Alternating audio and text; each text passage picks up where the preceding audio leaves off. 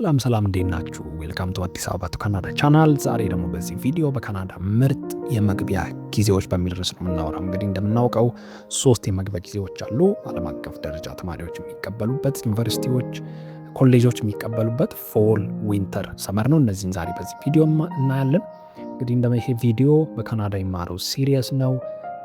ይህን ቪዲዮ ሌሎችን ቪዲዮዎች ገብታችሁ ላይክ፣ ሼር፣ ሰብስክራይብ ማድረግ አይረሳ። ወደ ዛሬው ቪዲዮ እንግባ።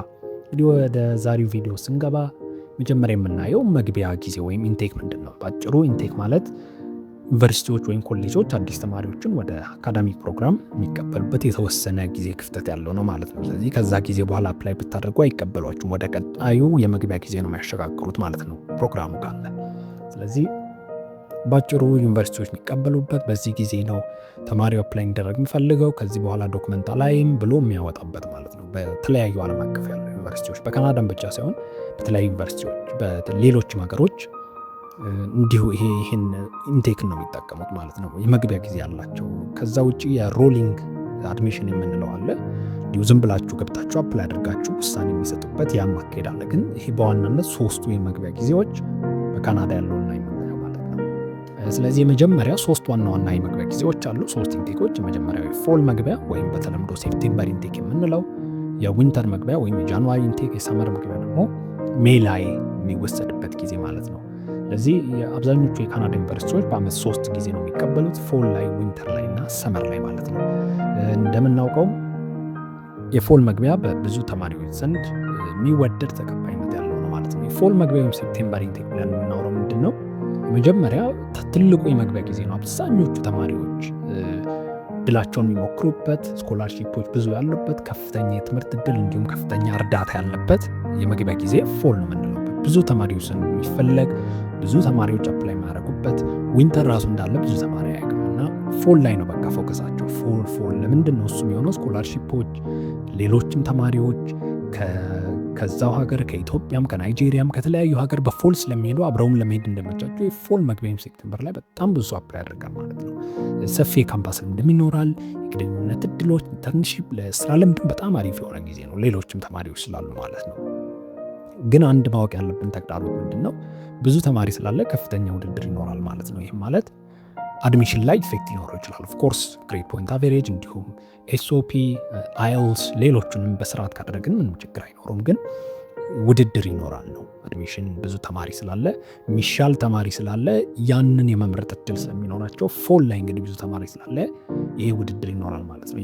መኖሪያ ቤትም የማግኘት ችግር ይኖራል ብዙ ተማሪ ስላለ። ከዛ ውጭም የቪዛን ደግሞ ውሳኔ የሚሰጥበትም ጊዜ ሊስተጓጎል ይችላል ነው። አሁን ባለው ከረንት ስቴት አዞፍ ዛሬ ማለት ነው 11 ሳምንታት ናቸው ከኢትዮጵያ የካናዳ ፕሮሰሲንግ የስተዲ ፐርሚት ፕሮሰስ የሚያደርጉት በ11 ሳምንታት ነው። ለዚያ ማለት 3 ወር ያልሞላ ጊዜ ማለት ነው። ወደ 2 ወር ከ2 ሳምንት አካባቢ የሚፈጅበት ነው የሚሆነው ማለት ነው ወዛ አካባቢ። ስለዚህ ያን ጊዜ ሊረዝም ይችላል። ተማሪ በስቷል ብለው ሊያራዝሙት ይችላሉ። ይሄ ሊፈጠር የሚችል ነገር ነው እንጂ ይሆናል ማለትም አይደለም ማለት ነው። ሁለተኛው ደግሞ የዊንተር መግቢያ ወይም ጃንዋሪ ላይ የጃንዋሪ ኢንቴክ የምንለው ይሄ ደግሞ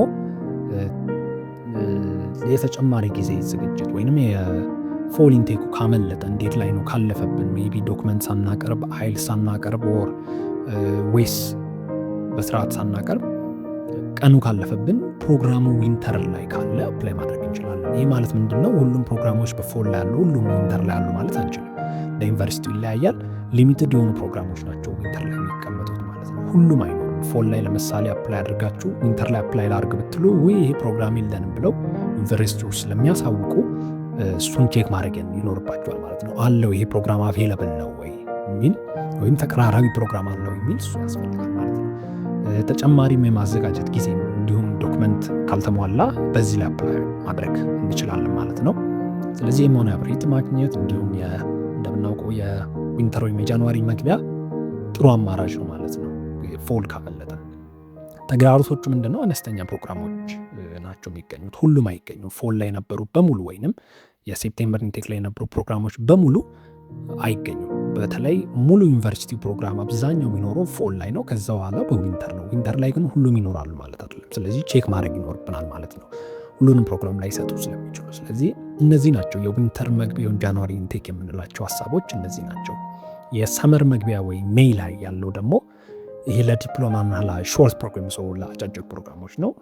ለሰርቲፊኬት፣ ለዲፕሎማ፣ ለአጫጭር ፕሮግራሞች ተስማሚ የሆነ የባለፈው ኢንቴኮች ወይም የመግቢያ ጊዜዎች የፎልና የዊንተር ካመለጠን እና የመሄድ ጉጉት ካለን ያን ሁሉ ወር መጠበቅ አልችልም ካለን ሰርቲፊኬት እና የተለያዩ አጫጭር ፕሮግራሞች ዲፕሎማዎችን አፕላይ አድርገን መሄድ እንችላለን። ትንሽም የሰውን ቁጥር ስላለ ማለት ነው፣ ብዙም ሰው አፕላይ ስለማያደርግ። ስለዚህ እነዚህ ናቸው። ፕሮግራም ምርጫ በጣም የተወሰነ ነው። ተግዳሮቶቹ በጣም እጅግ የተወሰኑ ናቸው። እዚህ ጋር ደግሞ ይባስ ከዊንተሩ ማለት ነው። ስለዚህ የእርዳታና የትምህርት ልጆቹ የሉም ማለት ባይቻልም ግን ሚኒመም ናቸው ማለት ነው። የካምፓስ እንቅስቃሴ፣ አነስተኛ የማህበራዊ እንቅስቃሴ ይኖራሉ ማለት ነው። ስለዚህ እነዚህ ናቸው ባጭሩ ሶስቱ የመግቢያ ጊዜዎች፣ የዊንተር፣ ፎል እና የሳመር እነዚህ ናቸው። ስለዚህ የሳመሩን ሜይ፣ የዊንተር ደግሞ ጃንዋሪ፣ የፎል ደግሞ ሴፕቴምበር ላይ ማለት ነው። ለምሳሌ ፎል ሴፕቴምበር ላይ አፕላይ ማድረግ ካሰብን ለምሳሌ ለሴፕቴምበር ኢንቴክ፣ ሴፕቴምበር ማለት ሴፕቴምበር ላይ ነው ክላስ የምንጀምረው ማለት ነው።